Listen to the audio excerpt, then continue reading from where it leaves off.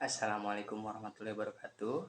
Saya Ajril Fajrojan dengan NIM 3300240050. Saya berasal dari kelas reguler B. Di sini saya akan memaparkan mengenai materi yang pertama, proses pertumbuhan dan perkembangan logika sebagai ilmu. Secara sederhana, ilmu merupakan suatu kumpulan pengetahuan mengenai suatu bidang tertentu yang merupakan suatu kesatuan yang tersusun secara sistematis serta memberikan penjelasan yang dipertanggungjawabkan dengan menunjukkan sebab-sebabnya. Kemudian logika sebagai ilmu merumuskan aturan-aturan untuk pemikiran yang tepat. Maksud pelajaran logika ini sebenarnya sangat praktis.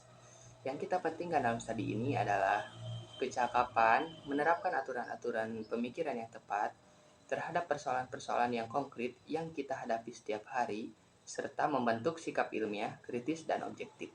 Sebenarnya, logika merupakan jembatan penghubung antara filsafat dengan ilmu. Yang pertama, bila kita lihat dari segi filsafat, menyelami logika berarti secara kritis memahami fungsi logis manusia, dan bersamaan dengan hal itu, kita menyelami kemungkinan-kemungkinan filsafat, yang artinya logika adalah suatu teknik yang diciptakan untuk meneliti ketepatan penalaran dan mencegah kesesatan berpikir. Dan yang kedua, bila dilihat dari segi ilmu, logika berarti menyelaraskan berpikir yang disesuaikan dengan kenyataan sehari-hari, sehingga pengetahuan selalu berada dalam pengujian terus-menerus dan bergerak secara empiris dan teoritis. Kemudian materi yang kedua, tujuan dan kegunaan mempelajari logika hukum. Tujuan mempelajari logika adalah untuk memperjelas isi dan luasnya dari suatu pengertian dengan menggunakan definisi yang tepat. Kegunaan mempelajari logika yang pertama itu untuk mengatakan, menjelaskan, dan mempergunakan prinsip-prinsip abstrak yang dapat dipakai dalam semua lapangan ilmu pengetahuan. Kemudian yang kedua, untuk menambah daya pikir, dapat melatih dan mengembangkan daya pemikiran dan menimbulkan disiplin intelektual. Kemudian yang ketiga, dapat melatih jiwa manusia agar dapat memperluas pikirannya. Dan yang keempat, mendidik kekuatan akal pikiran dan mengembangkan sebaik-baiknya dengan melatih dan membiasakan mengadakan penyelidikan tentang cara berpikir. Dan yang terakhir, fungsi mempelajari logika adalah logika merupakan cara berpikir yang tepat. Maka fungsi logika dapat menunjukkan adanya kekeliruan di dalam rantai proses pemikiran, sehingga kekeliruan itu dapat diketahui. Kemudian materi yang ketiga sekaligus yang terakhir yaitu latar belakang diberikannya logika bagi mahasiswa Fakultas Hukum. Alasan yang pertama, karena logika merupakan ilmu pengetahuan tentang karya-karya akal budi atau rasio untuk membimbing menuju yang benar.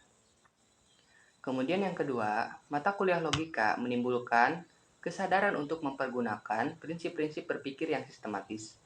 Karena logika merupakan keseluruhan dari hal-hal yang diketahui dan dibuktikan.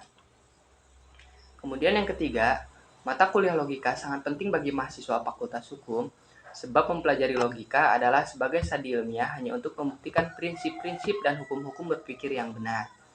Kemudian yang keempat, kecakapan menerapkan aturan-aturan pemikiran yang tepat terhadap persoalan-persoalan yang konkret yang dihadapi dalam kehidupan sehari-hari serta pembentukan sikap ilmiah yang kritis dan objektif. Kemudian yang terakhir sekaligus penutup daripada materi pada kali ini yaitu tujuan mempelajari logika dalam rangka studi ilmu hukum. Yang pertama, logika mendukung karya-karya akal budi untuk mengaturnya. Logika menyajikan hukum-hukum berpikir yang mana akal budi memperoleh yang benar sehingga logika dapat dibedakan dengan filsafat yang lain tentang pengetahuan. Yang kedua, karena logika merupakan keseluruhan daripada hukum-hukum untuk memperoleh pemikiran yang benar. Kemudian yang ketiga, logika dapat membuktikan hukum-hukum dengan mempergunakan prinsip-prinsip yang benar, maka logika merupakan ilmu atau teknik ilmiah yang berguna dan perlu untuk filsafat dan atau bahkan semua ilmu. Dengan demikian, tujuan logika dalam rangka studi ilmu hukum hanyalah untuk memberikan prinsip-prinsip dan hukum-hukum berpikir yang benar. Sekian dari saya, mohon maaf apabila banyak kesalahan dalam pembuatan video kali ini. Wabillahi taufiq wal hidayah. Wassalamualaikum warahmatullahi wabarakatuh.